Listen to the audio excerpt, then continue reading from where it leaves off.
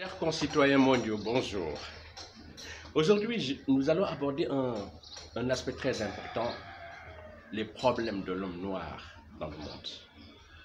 L'aspect est tellement grave et important que j'ai décidé aujourd'hui de vous parler en plein air pour que cette végétation que vous voyez, pour que le cri des animaux, le vrombissement des moteurs puissent témoigner de ce que je vais dire, qui me paraît extrêmement important.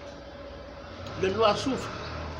Le noir a souffert au 16e, 17e, 18e, 19e, 20e, 21e siècle. Et si on n'y prend pas garde, cette souffrance va encore perdurer, va encore continuer. Du pôle nord au pôle sud, de l'océan Atlantique à l'Oural,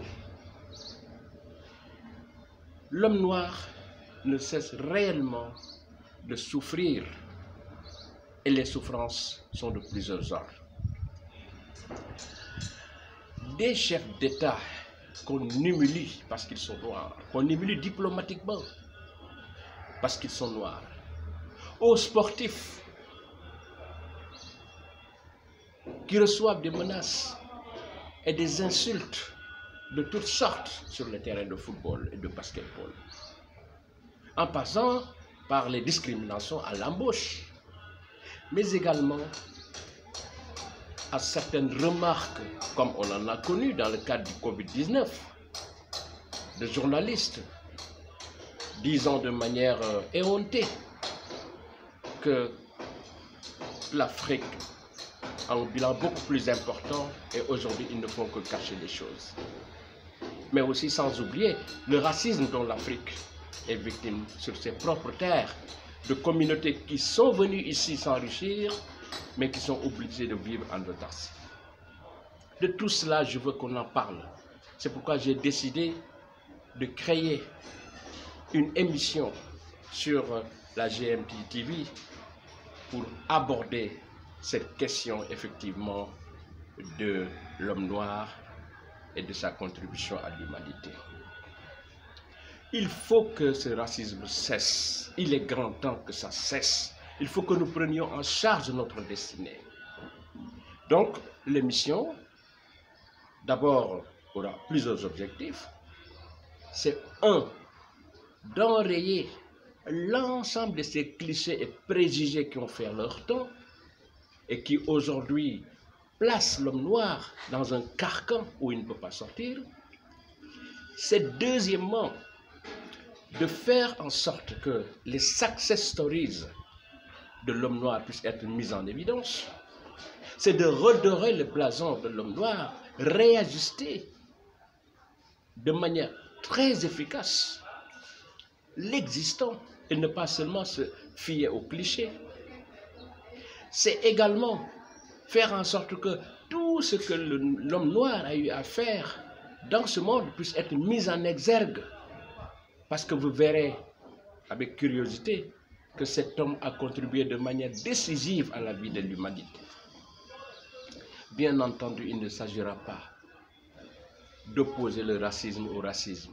Il s'agit de défendre une mondialisation qui puisse réellement faire en sorte que toutes les races puissent contribuer effectivement à l'avènement d'un monde prospère et juste. Donc on ne sera pas là pour opposer les uns et les autres, mais on sera là pour demander un respect mutuel. Parce que désormais, on ne peut plus continuer comme c'est le cas aujourd'hui. Nous allons également réellement essayer d'identifier les symboles sur lesquels nous, hommes noirs, on a l'habitude de passer, mais qui véritablement nous font du tort. Lorsque je vois des chefs d'entreprise aller voir des chefs d'État de nos pays, des chefs d'entreprise bien entendu étrangers, dès qu'ils arrivent, la première chose c'est de s'asseoir à califourchon pour montrer que réellement, de manière éthique, sur la base de l'image, qu'ils sont venus en tant que personnes supérieures. Je crois que tout ceci doit être combattu par les idées, par la connaissance, parce que beaucoup de gens également réagissent de manière incongrue parce qu'ils ne savent pas. Donc cette émission que nous allons lancer s'appellera Et si vous saviez ce que le monde noir a fait dans l'humanité.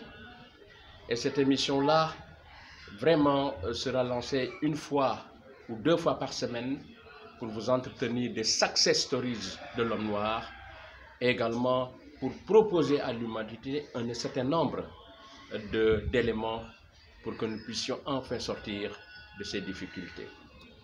Encore une fois, merci et je vous dis à très bientôt.